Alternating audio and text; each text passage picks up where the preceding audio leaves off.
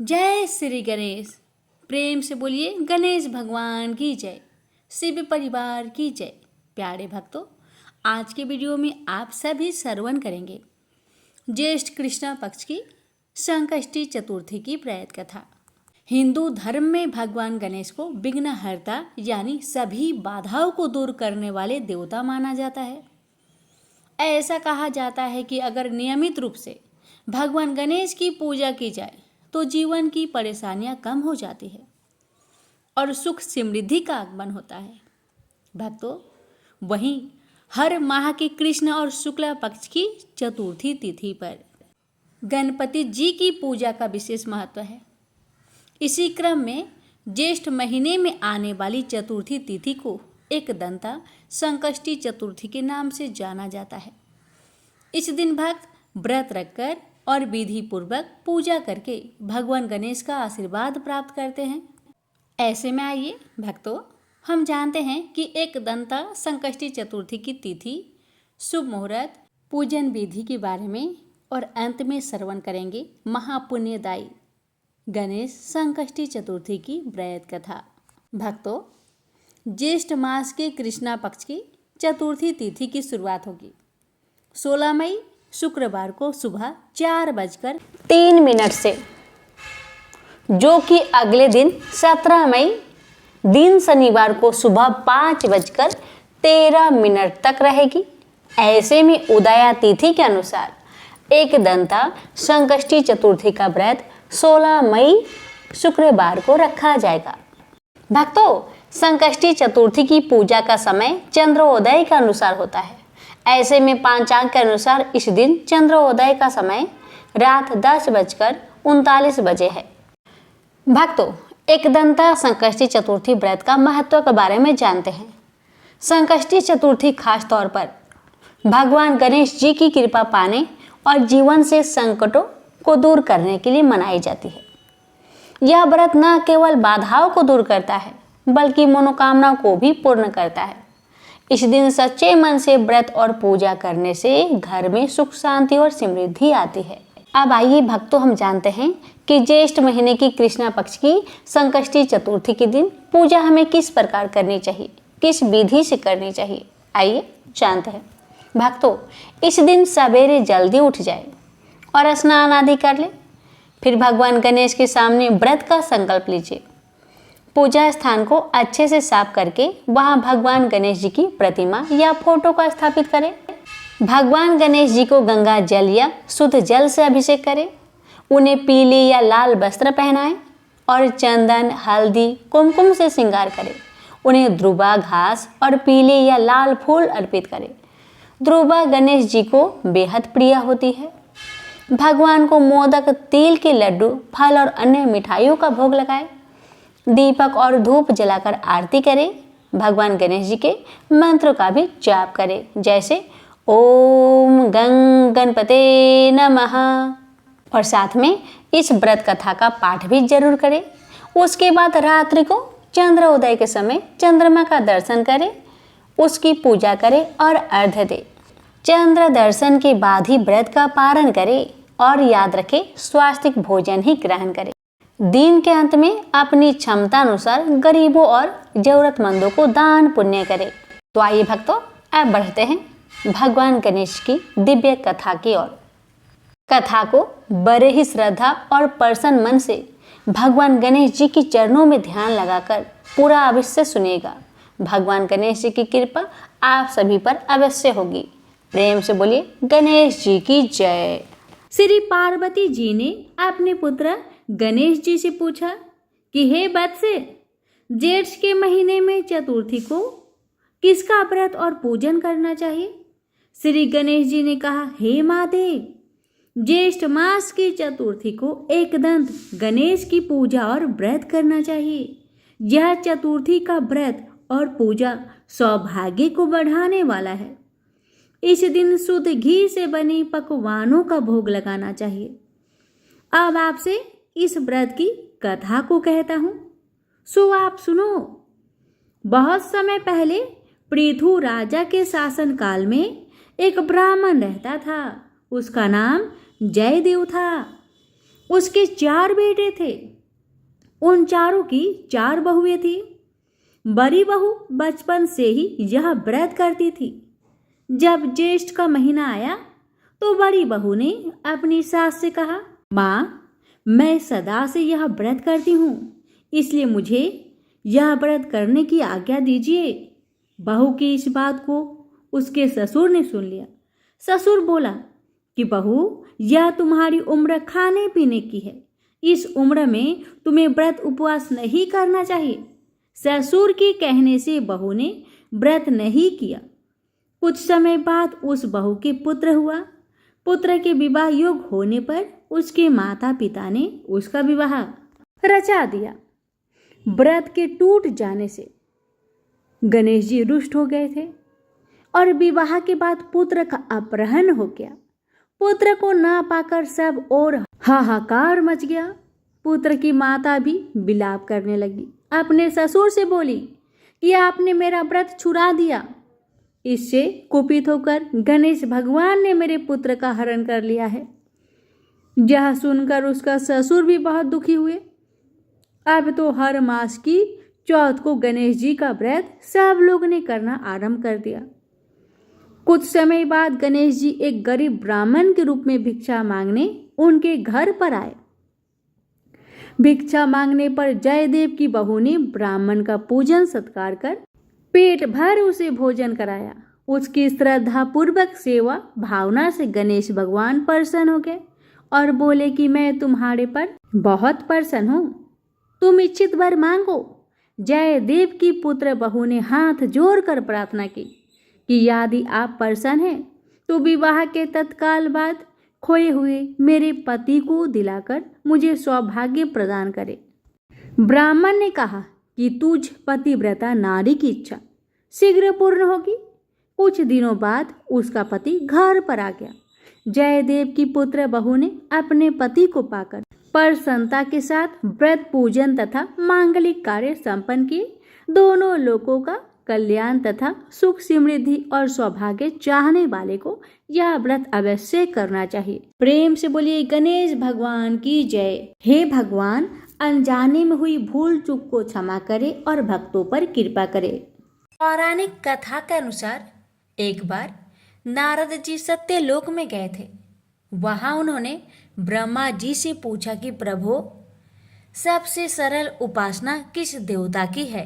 ब्रह्मा जी बोले, देव ऋषि, ऐसा ही प्रश्न एक बार पार्वती ने भगवान शंकर से किया था। तब शिव जी बोले कि श्री गणेश जी की उपासना ही सर्व सुलभ है और समस्त अभिष्टों को देने वाली है। पार्वती इतने उत्तर से संतुष्ट नहीं हुई, इसलिए उन्होंने पूछा कि यह उपासना करके किस किस को सहज में ही अभिष्ट सिद्धि हो गई, सो बताए प्रभु।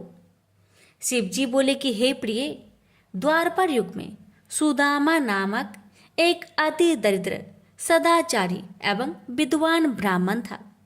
वह आर्थिक संकट से बहुत ही दुखी रहता था। एक दिन उसकी पत्नी ने उससे निवेदन किया कि प्राणनाथ, आप व्यर्थ ही इतना कष्ट क्यों उठा रहे हो? भगवान त्रिलोकीनाथ आपके बाल सखा है, आप उनके पास जाइए, आपकी दरिद्रता अवश्य ही दूर कर देंगे। मुझे ऐसा विश्वास है। यद्यपि सुदामा अपने मित्र से कुछ मांगना नहीं चाहता था, तथापि उसे पत्नी की अत्यधिक आग्रह के कारण जाना ही पड़ा। पत्नी ने थोड़े से टंडुल मैले चिथड़े में बांधकर उपहार के स्वरूप में दे दिए। बेचारा सुदामा मार्ग पार करते हुए किसी प्रकार द्वारिकापुरी पहुंचा, किंतु राजभवन के द्वारपालों ने उसे भीतर नहीं जाने दिया। सुदामा ने अपनी मित्रता की बात बताई तो वह हंसने लगे, किंतु बहुत आग्रह करने पर उन्हें दया आ गई। एक द्वारपाल ने द्वारिकाधीश से जाकर कहा, प्रभु, कोई सुदामा नाम का दरिद्र ब्राह्मण द्वार पर खड़ा है, जो कि वह स्वयं अपने आप को आपका बाल सखा बताता है और आपसे मिलना चाहता है। सुदामा का नाम सुनते ही भगवान दौड़े आए और सुदामा से गले मिलकर उसे भीतर ले गए। सभी आबाक देखते रह गए। राजभवन में सुदामा का बड़ा भव्य स्वागत हुआ। दोनों मित्र बड़े प्रेम से पुरानी बातें कर रहे थे। तभी उन्होंने सुदामा के हाथ की पोटली देख ली। सुदामा उसे छिपाने लगा तो भगवान ने उसे झटपट खोला और कुछ चावल खाकर बोले कि यह तो बड़े स्वादिष्ट है मित्र, ऐसे अमृतम पदार्थ को मुझसे छिपाते हो। शायद भाभी ने भेजे हैं, लगता है अब भी तुम्हारी आदत गई नहीं है। फिर दोनों ओर से कुशल प्रश्न हुआ। सुदामा ने सर्व कुशल बताते हुए अपनी दरिद्रता की बात कही, जिसे सुनकर श्री कृष्ण ने पूछा कि मित्र, तुम गणेश्वर की पूजा करते हो क्या? यदि उन प्रभु को प्रसन्न कर लो तो सभी कामनाएं पूर्ण हो जाएगी। सुदामा ने पूछा कि यह गणेश्वर कौन है, इनकी पूजा का विधान क्या है? तब भगवान बोले कि गणेश्वर उन परम ब्रह्मा परमात्मा का ही नाम है, जो अनादि अनंत सर्वस्वर एवं परम पूजनीय है। ब्रह्मा विष्णु और शिव भी उन्हीं के अनुशासन पर रहकर सृष्टि की रचना, पालन और लय करते हैं। वे ही प्रभु एकमात्र उपासनीय एवं सर्व कामदाता है। समस्त देवता, ऋषि मुनि एवं वेदज्ञ ब्राह्मण उन्हीं गणेश जी की उपासना में सदैव लगे रहते हैं। तुम भी उन्हीं का पूजन और व्रत करो। सुदामा ने पूछा कि गणेश जी का व्रत कब करना चाहिए, उनके ध्यान, पूजन वृंतांत को कैसे किया जाता है, ये भी कहिए। कृष्ण बोले कि हे सखा, तुम इनका व्रत किसी भी मास की चतुर्थी में कर सकते हो, अथवा बैसाखी पूर्णिमा, कार्तिकी पूर्णिमा या अन्य किसी पुण्य अवसर पर करो। यदि मंगल, शुक्र या रविवार के दिन करो तो भी शुभ है। प्रातःकाल स्नान आदि से निवृत्त होकर व्रत का संकल्प लेना चाहिए। फिर तिल और आंवले के चूर्ण का उपटन लगाकर पुनः स्नान करें। एक स्नान प्रदोष काल में और भी कर ले तो अति उत्तम माना जाता है। स्नान के पश्चात स्वास्तिक वाचन, पुण्य वाचन एवं नवग्रहों का पूजन करें। धरती को गोबर से लिपकर चौक पोरे और चौकी रखकर उस पर कलश स्थापना करें। फिर गणेश जी की धातु की या मिट्टी की मूर्ति स्थापित कर षोडशोपचार से पूजन करें। नैवेद्य में उत्तम घृत आदि के साथ निर्मित मोदक रखें। यदि यह संभव ना हो तो समस्त उपचार मानसिक भी हो सकते हैं। हे मित्र, भावना सर्वोपरि है, इसलिए पूजन में भक्ति भाव भी विशेष फलदायक होता है। यदि श्रद्धा हो तो पूजन कार्य संपन्न होने पर ब्राह्मणों को भोजन कराए और यथाशक्ति दक्षिणा दे। सबके अंत में अपने परिवारजनों एवं पत्नी, पुत्र आदि के साथ बैठकर स्वयं भोजन करे। यह व्रत का विधान तुम्हें मैंने बता दिया है। मामा ने पूछा कि इस व्रत को पहले किसने किया था? तब श्री कृष्ण ने इसके उत्तर में कहा कि एक बार प्रलय के पश्चात सृष्टि की उत्पत्ति होनी थी, परंतु ब्रह्मा जी को अनेक विघ्नों का सामना करना पड़ा।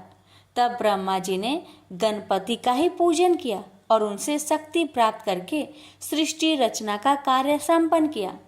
हे सखा, मुझे भी दुष्ट दलन करके धर्म संस्थापनार्थ अवतार लेने की शक्ति उन्हीं गणाधीश्वर से प्राप्त हुई है। मैं तो प्रति शुक्रवार में गणेश जी का व्रत किया करता हूँ। यह सुनकर सुदामा बड़ा प्रसन्न हुआ और उसने यथाचित वृत्ति से प्राप्त होने वाले द्रव्य से वही गणेश जी का पूजन संकल्प किया और श्री कृष्ण का परामर्श से उन्हीं के साथ आराधन कर प्रसाद ग्रहण किया। फिर उसने भगवान से घर जाने की अनुमति मांगी। जब सुदामा जाने लगा तब श्री कृष्ण उसे बहुत दूर तक पहुंचाने गए। फिर सुदामा के आग्रह से अपने भवन लौट आए। उधर सुदामा अपने घर को शीघ्रता से चल पड़ा। तभी मार्ग में मणि नामक एक धनी व्यापारी से उसकी भेंट हुई। रात्रि में सुदामा जहाँ ठहरा था वही व्यापारी भी आ ठहरा, किंतु जब वह प्रगाढ़ निद्रा में था तब चोरों ने उसका सारा धन चुरा लिया। जब उसकी आँख खुली तब उसने संकल्प किया कि यदि गया हुआ धन मिल जाए तो उसका आधा भाग ब्राह्मण को दान कर देगा। उसने ऐसा निश्चय किया ही था कि उसे एक संदूक कुछ ही दूर पर पड़ा दिखाई दिया। दौड़कर उसने संदूक उठाया तो उसे रत्न आदि से भरा पाया। उसने प्रसन्न होकर संदूक का आधा धन सुदामा को दान कर दिया। सुदामा को बड़ी प्रसन्नता हुई और उसने उस धनिक के साथ धनाध्यक्ष का वही पूजन किया। संध्या काल में जब पूजन कार्य संपन्न हो गया तब सुदामा को भगवान गणेश्वर के साक्षात दर्शन हुए। सुदामा ने भक्ति पूर्वक उनके चरण पकड़ लिए और स्तवन करने लगा। उसने प्रभु से निवेदन किया कि हे दयानिधे, हे सत्य स्वरूप परात्पर ब्रह्मा, आप परम दयालु और भक्त वत्सल है। हे नाथ, आपकी महिमा अपरंपार है, जिसे ब्रह्मा विष्णु और शिव भी नहीं जान पाते, तो मेरे जैसे तुच्छ जीव का तो कहना ही क्या है। हे प्रभु, आप सर्वशक्तिमान की स्तुति के लिए सार्थक शब्दों का भी तो मुझे ज्ञान नहीं है। हे दीनबंधो, मुझ पर दया कीजिए। आपको बारंबार नमस्कार है, नमस्कार है। गणेश जी ने प्रसन्न होकर सुदामा के मस्तक पर अपना वरद हस्त फेरते हुए कहा कि हे वृषश्रेष्ठ, वर मांगो, मैं तुम पर बहुत प्रसन्न हूँ। सुदामा ने हाथ जोड़कर कहा, करुणा सिंधु, जब आप सर्व ऐश्वर्यमय की मुझ पर पूर्ण कृपा है तो फिर क्या मांगो। हे नाथ, यदि आप प्रसन्न है तो मुझे अपनी अनन्य भक्ति प्रदान करें। बस यही मेरे लिए अत्यंत श्रेष्ठ वर होगा। गणेश्वर एवं मस्तु कहकर तर ध्यान हो गए। उस समय वह धनिक भी वहां उपस्थित था। उसने सुदामा से गणेश जी के पूजन और महात्म्य संबंधी कुछ बातें पूछी और फिर उसने स्वयं भी श्री गजानन का व्रत करने का संकल्प किया। सुदामा पर भगवान गणाध्यक्ष की बड़ी महती कृपा हुई। मामा वहां से चलकर अपने घर पहुंचा तो यह देखकर अत्यंत विस्मय करने लगा, वहां कहीं भी उसकी पर्णकुटी नहीं है, वरन एवं वैभवशाली भवन खड़ा है जो वहां कभी नहीं था। सुदामा सोचने लगा कि यह क्या हुआ, क्या किसी ने मेरी कुटी तुड़वाकर अपना महल बनवा लिया है, और यदि ऐसा है तो मेरी पत्नी कहाँ गई। सुदामा इस प्रकार चिंता में पड़ा था। तभी उसकी पत्नी ने भवन के भीतर से उसे देख लिया और सेवकों को उसे बुला लाने की आज्ञा दी। जब सुदामा भीतर गया तो उसकी पत्नी ने कहा कि हे नाथ, रात में मैं अपनी पूर्ण कोटि में सोई हुई थी और प्रातः आँख खोलने पर अपने को इस राजसी भवन में पाया। मुझे आश्चर्य है कि यह सब क्या हो गया। इतने दास दासी भी न जाने कहाँ से आ गए हैं। तब सुदामा ने भगवान गणेश जी के प्रसन्न होने का समस्त वृत्तांत अधोपांत सुना दिया। फिर तो वे प्रतिमासी गणेश जी का पूजन करने लगे तथा यह सर्व सुख भोगकर अंत में गणेश लोक को प्राप्त हुए। प्रेम से बोलिए गजानंद भगवान की जय। एक सेठ सेठानी थे। उनका एक बेटा और बहू थे। बहू सबको भोजन करा के फिर स्वयं भोजन करती थी। एक पड़ोसन ऐसी भी थी जो रोज पूछती थी कि बहू, तुमने आज क्या बनाया और क्या खाया। पड़ोसन की बातें सुन बहू कहती, ठंडो बासी। एक दिन उसके पति ने ऐसा सुनकर विचार किया कि आज तो पकवान बनाए जाए, फिर देखते हैं कि मेरी पत्नी क्या कहती है। उसने तरह तरह के पकवान बनवाए और घर के सभी लोगों ने एक साथ बैठकर भोजन किया। आज भी पड़ोसन ने पूछा तो बहू ने कहा, ठंडो बासी। सेठ के लड़के ने सोचा, हो न हो कोई बात अवश्य है जिससे मेरी पत्नी ऐसा कहती है। उसने पत्नी से पूछा, तुम रोज ठंडो बासी खाया ऐसा क्यों कहती हो, जबकि हम सब ने एक साथ बैठकर कई तरह के पकवान खाए। उसकी पत्नी बोली, हम लोग जो खा रहे हैं वह बाप बूढ़ों की कमाई है। जिस दिन आप कमा कर लाओगे उस दिन मैं समझूंगी कि ताजा भोजन कर रही हूँ। अब एक दिन लड़के ने माँ से कहा, माँ मैं एक बड़े शहर में कमाई करने जा रहा हूँ। माँ बोली, बेटा अपने पास इतना धन है कि खाया नहीं खुटेगा। माँ के मना करने पर भी बेटे ने स्वयं कमाने का दृढ़ निश्चय कर लिया और जाते समय पत्नी से कहा, मैं जब तक कमाकर बहुत सा धन लेकर ना आऊं तुम चूल्हे की आग मत बुझने देना। एक दिन चूल्हे की आग बुझ गई तो वह मन ही मन घबराने लगी कि कहीं मेरे पति पर संकट तो नहीं आन पड़ा। जल्दी से पड़ोस में जाकर आग लाकर चूल्हे में रख दूं, ऐसा विचार करके पड़ोस में गई। वहां पड़ोसन चौथ माता का व्रत पूजन कर रही थी। पड़ोसन ने कहा, थोड़ी देर में आकर आग ले जाना। बहू ने पड़ोसन से पूछा, आप यह व्रत क्यों करती है, इससे क्या मिलता है? पड़ोसन ने कहा, यह चौथ माता का व्रत है, इसके करने से अन्न लक्ष्मी मिले और सभी मनोकामना पूरी होती है। अब पड़ोसन की बात सुनकर बहू भी चौथ माता का व्रत करने लगी।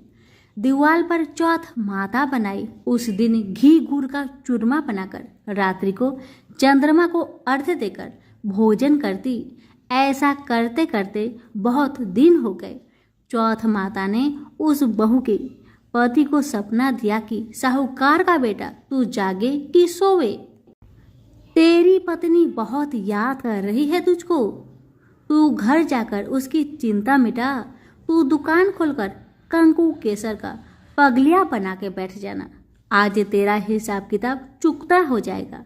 अब तो चौथ माता ने जैसा कहा था वैसा ही हुआ। उसने घर जाने की तैयारी की और गाड़ी भर के धन दौलत लेकर चल दिया। रास्ते में एक बड़ा सा काला नाग फन फैलाए बैठ गया और कहने लगा, आज तो मैं तुझे डसूंगा, नहीं छोड़ूंगा। आज तेरी आयु पूरी हो गई है। सेठ के लड़के ने कहा, आज चौथ माता ने मुझे सपना दिया तो मैं पत्नी से मिलने घर जा रहा हूँ। वहाँ मेरी पत्नी बहुत चिंता कर रही है। मैं उससे मिलकर जरूर आऊँगा, तब तुम मुझे डस लेना। नाग ने कहा, तुम शपथ पूर्वक कहकर जाओ तो मैं तुम्हें जाने दूंगा, परंतु अगर तुम लौट कर नहीं आए तो मैं तुम्हारे घर जाकर तुम्हें डस लूंगा। इस प्रकार सर्प को वचन देकर वह अपने घर पहुंचा। वहां सभी से हंसी खुशी से मिला और भोजन करके उदास होकर बैठ गया। उसकी पत्नी ने उदासी का कारण पूछा तो पति ने काले नाग वाली सारी बात बता दी और कहा, यदि मैं उसके पास नहीं जाऊंगा तो वह घर आकर ही मुझे डस लेगा।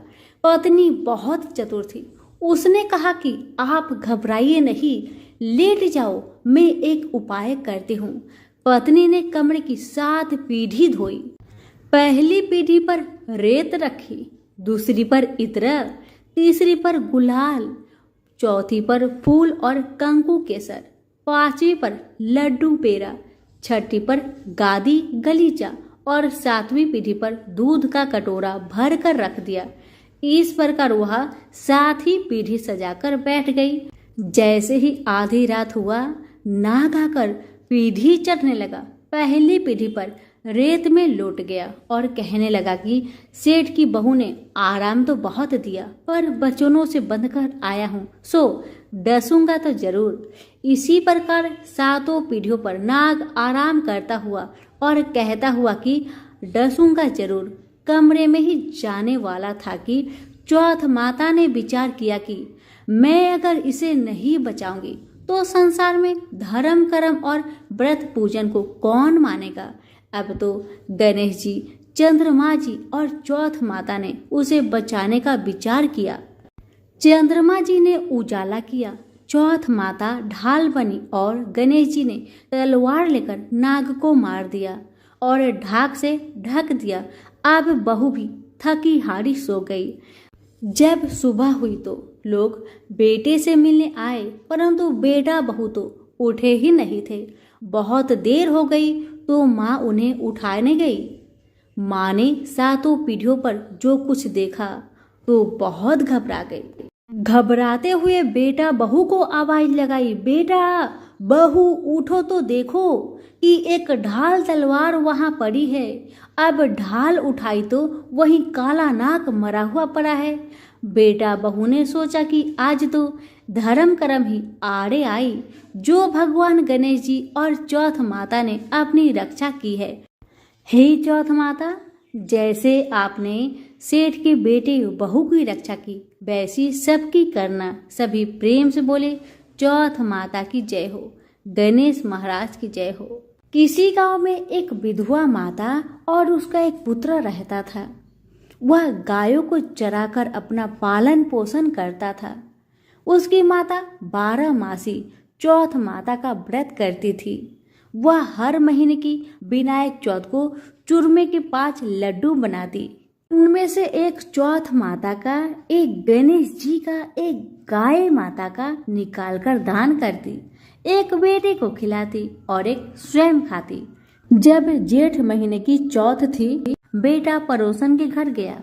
वहां चूरमा देखकर पूछने लगा कि दीदी आप क्या कर रही हो?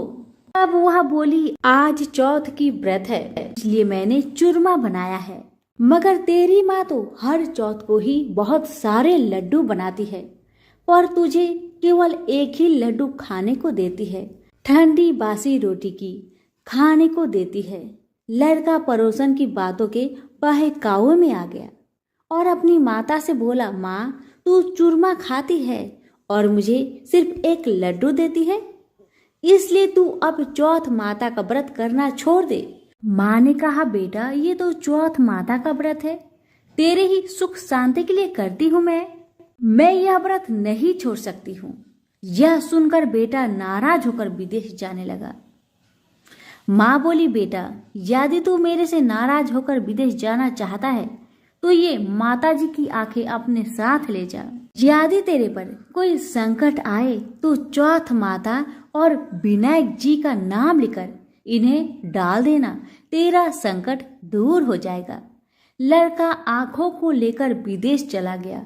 रास्ते में उसे एक खून से भरी हुई नदी मिली जिसे पार करना संभव नहीं था, लेकिन उस संकट की घड़ी में उसे अपने माँ की बात याद आई और उसने एक आंख चौथ माता का नाम लेकर उस नदी में डाल दिया और कहा, हे चौथ माता, यदि आप सच्ची है और मेरी माँ मेरे लिए ही आपका व्रत सदा करती है तो यह नदी दूध और पानी से भर जाए और मुझे रास्ता मिल जाए। उसके ऐसे कहते रास्ता मिल गया। आगे चलने पर भयंकर जंगल से भी उसे इसी प्रकार आके पूर कर गुजरना पड़ा। आगे चलकर एक नगर में पहुंचा। उस नगर के राजा के यहाँ रोज एक मिट्टी के बर्तन का आवा पकता था। वहाँ आवा तब पकता था जब उसमें एक आदमी की बलि दी जाती थी, यानी एक आदमी को बर्तनों के साथ चुन दिया जाता था। उस लड़के ने वहां जाकर देखा, एक बुढ़िया माई आटा पीसते जा रही थी और रोती जा रही थी।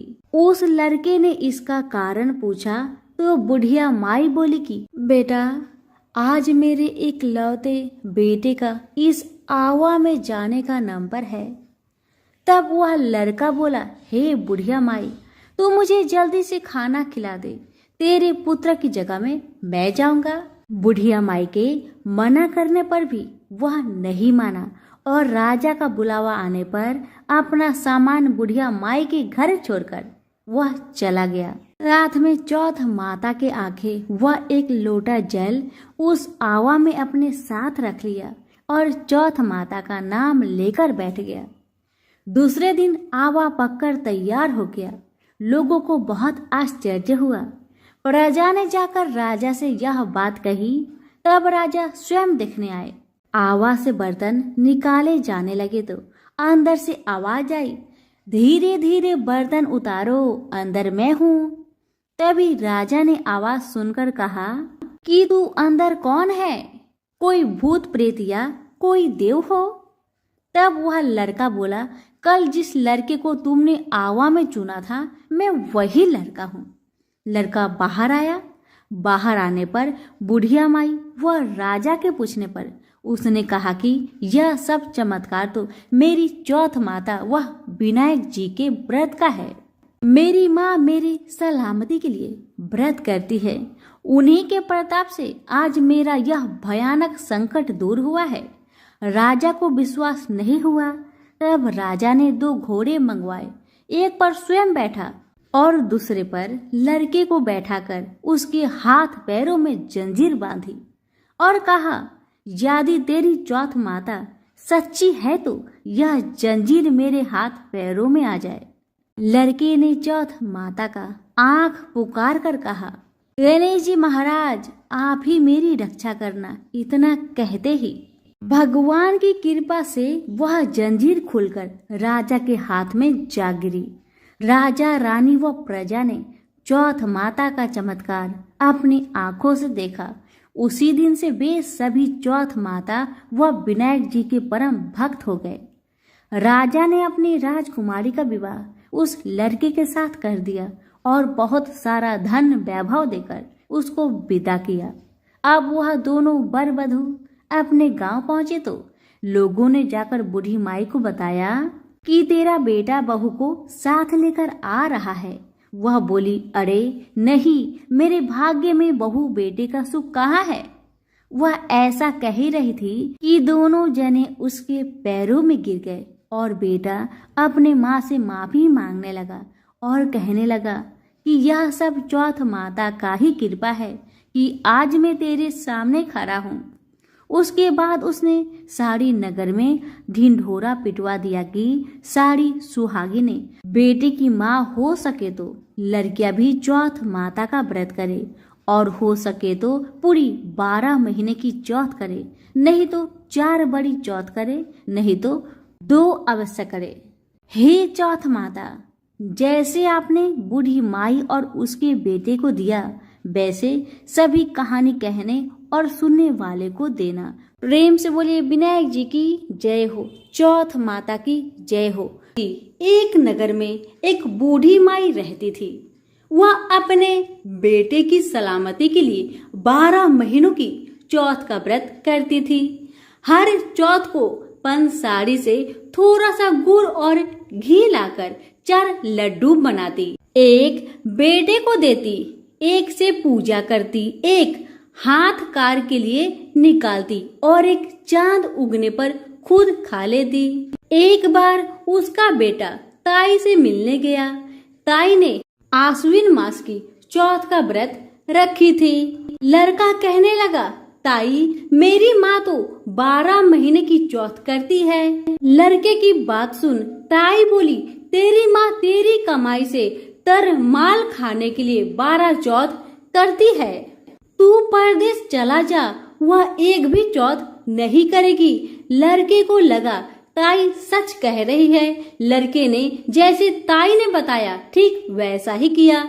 लड़का जैसे ही घर आता है अपनी माँ से कहता है, माँ मैं परदेश जा रहा हूँ, यहाँ तू मेरी कमाई खाने पीने में ही उड़ा देगी। माँ ने बहुत समझाया, माँ ने बहुत रोका, लेकिन बेटा नहीं माना। माँ ने उसे साथ ले जाने के लिए चौथ माता की आंखें दिए और कहा, बेटा कोई भी मुसीबत तुम पे आन पड़े तो ये आंखें तुम्हारी मदद करेगी। इस आंखें को तुम संभाल कर रखना। लड़का घूमते हुए एक नगर में पहुंचा। उसने देखा कि एक बूढ़ी माँ रोती जा रही थी और पुआ बनाते जा रही थी। उसने कारण पूछा तो बूढ़ी माई ने कहा, बेटा इस नगर की पहाड़ी पर एक राक्षस रहता है। पहले वह हर नगर में आकर कई लोगों को खाने के लिए मार देता था। अब यहाँ का राजा हर घर से एक आदमी दैत्य के पास भेजता है उसके भोजन के लिए। और आज मेरे बेटे की बारी है, इसलिए मैं रोई जा रही हूँ और अपने बेटे के लिए ही पुए बना रही हूँ, क्योंकि मेरा बेटा को पुआ बहुत पसंद है। बस इसीलिए आज आखिरी बार मैं अपने बेटे को पुए बनाकर खिलाऊंगी। उसके बाद मेरा बेटा पुआ कभी नहीं खा पाएगा, क्योंकि मेरे बेटे को तो राक्षस अपना भोजन बना लेगा। बूढ़ी माई की बातें सुन वह लड़का बोला, माई तू पुआ को मुझे खिला दे, आज तेरे बेटे की जगह मैं चला जाता हूँ। बूढ़ी माँ ने खीर पुए उस लड़के को प्यार से खिलाए। लड़का खा पीकर वह सो गया। रात को राजा के सैनिक आए तो बूढ़ी माँ ने उस लड़के को भेज दिया। राक्षस के सामने पहुंचने पर उसने चौथ माता के आंखें दैत्य की तरफ फेंककर कहा, हे चौथ माता, यदि मेरी माँ मेरी सलामती के लिए व्रत करती है तो दैत्य का सिर कटकर गिर जाए। और वैसा ही हुआ। दैत्य का सिर तुरंत कटकर गिर गया। लड़का वापस आ गया। राजा ने उसे उपहार देकर विदा किया। चलते हुए एक दूसरे राजा के नगर में पहुंचा। इस राज्य में आवा तभी पकता है जब एक इंसान की बलि दी जाती थी। सिपाहियों ने उसे पकड़कर आवे में चुन दिया। लड़के ने आंखें आवे में डालकर कहा, हे चौथ माता, यदि मेरी माँ मेरे लिए व्रत करती है तो आवा मेरी बलि लिए बिना ही झट से पक जाए। और वैसा ही हुआ। आवा तुरंत पक गया। आवे में से मिट्टी की जगह सोने की बर्तन निकलने लगे। अंदर से लड़का बोला, बर्तन धीरे धीरे निकालना, मुझे चोट लग जाएगी। राजा ने उसे निकलवाया और पूछा, इस आवे से तुम कैसे बच गए? लड़के ने बताया कि उसकी माँ चौथ माता की व्रत करती है, व्रत के कारण ही वह बच पाया है। राजा को इसका यकीन नहीं हुआ। राजा ने एक चांदी की सुराही मंगवाई और कहा कि सुराही की नली से तुम निकल कर दिखाओ, तभी मुझे विश्वास होगा। लड़के ने चौथ माता को याद करके आंखें सुराही में डाले और कहा, हे चौथ माता, मैं भौरा बनूं और सुराही से निकल जाऊं। लड़का भौरा बनकर सुराही से निकल गया। राजा खुश होकर राजकुमारी की शादी उसके साथ कर दिए और सभी लोगों को चौथ माता का व्रत करने को कहे। लड़के के शादी होने के बाद उसे अपनी माँ की याद आई। उसने राजा के पास जाकर खुद के नगर जाने की इच्छा जाहिर की। राजा ने रथ, घोड़ा, हाथी और खूब सारा दान दहेज देकर उन्हें विदा किए। चौथे दिन अपने नगर पहुंचा। वहां अकेला पंसारी के यहाँ माँ का इंतजार करने लगा। सोचा चौथ है तो माँ यहाँ जरूर आएगी। थोड़ी देर बाद लकड़ी टेकती हुई माँ आती दिखाई दी। लड़के की माँ बूढ़ी होने के कारण उनके आंखों से कम दिखता था। अब लड़के ने जानबूझकर अपना पैर लकड़ी में लगा दिया और कहने लगा, बल रे ऊठ काटी, मेरे पैर के लगा दी। माँ ने उसे नहीं पहचाना। कहने लगी, भैया मुझे चाहे कितनी गाली निकालो पर मेरे बेटे को कुछ मत कहना। बेटा माँ के चरणों में गिर पड़ा। कहा, माँ मैं ही तेरा बेटा हूँ, मुझे माफ कर दे माँ, मुझे माफ कर दे। माँ ने अपने बेटे को सीने से लगा लिया। नगर के लोगों ने विश्वास नहीं किया कि वही उसका बेटा है। बूढ़ी माँ ने चौथ माता को याद करके कहा, हे चौथ माता, यदि मैं अपने बेटे के लिए व्रत करती हूँ तो मेरे स्तन में दूध भर जाए और उसकी धार मेरे बेटे के मुंह में जा गिरे। माँ के स्तन से दूध की धार निकलकर बेटे के मुंह में गिरने लगी। लोग चौथ माता की जय जयकार करने लगे। उस नगर के सभी लोग चौथ माता का व्रत करने लगे। हे चौथ माता, जैसे आपने बूढ़ी माँ और उसकी बेटे की सहायता की, वैसे हमारे भी करना। कहानी सुनने वाले, हुक्कारे भरने वाले सभी पर अपनी कृपा बरसाए। सभी प्रेम से बोले, चौथ माता की जय हो। एक समय की बात है कि भगवान विष्णु का विवाह माता लक्ष्मी जी के साथ निश्चित हुआ। विवाह की सभी तैयारी होने लगी।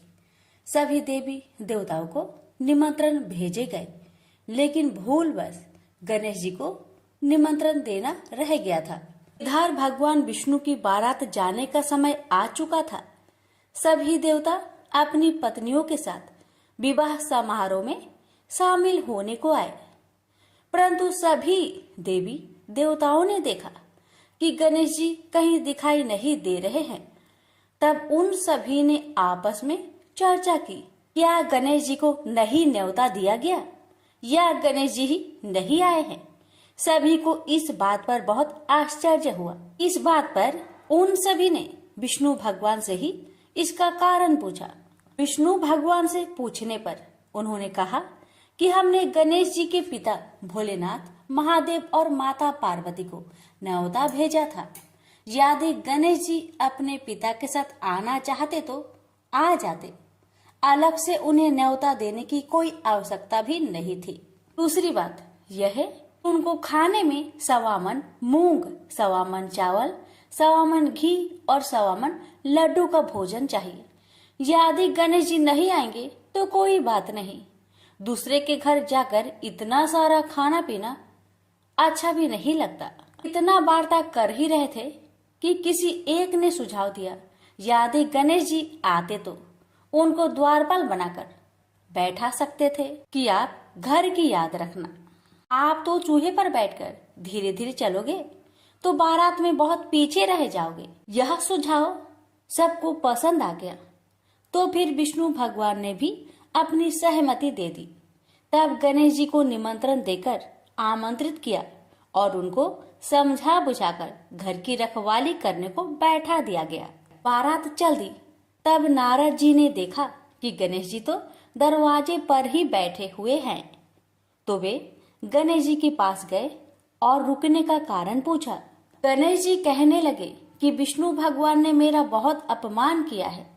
नारद जी ने कहा कि आप अपनी मूषक सेना आगे भेज दो तो वह रास्ता खोद देगी, जिससे उनके वाहन धरती में धंस जाएंगे।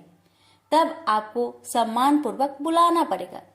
अब तो गणेश जी ने अपनी मूषक सेना को आदेश दिया, जाओ, और सेना ने जमीन पोली कर दी।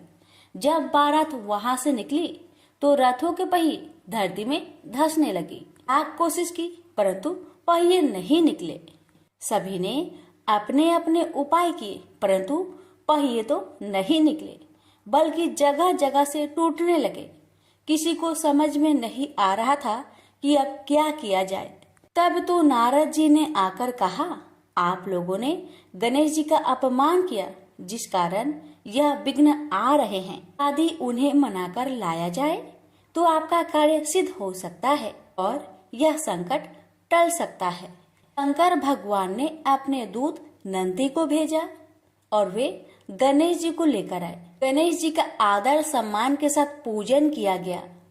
फिर रथ के पहिए निकलने लगे और यह संकट टल गया। अब रथ के पहिए निकल तो गए, परंतु वे टूट फूट गए थे, तो उन्हें सुधारे कौन। पास के खेत में एक खाती काम कर रहा था।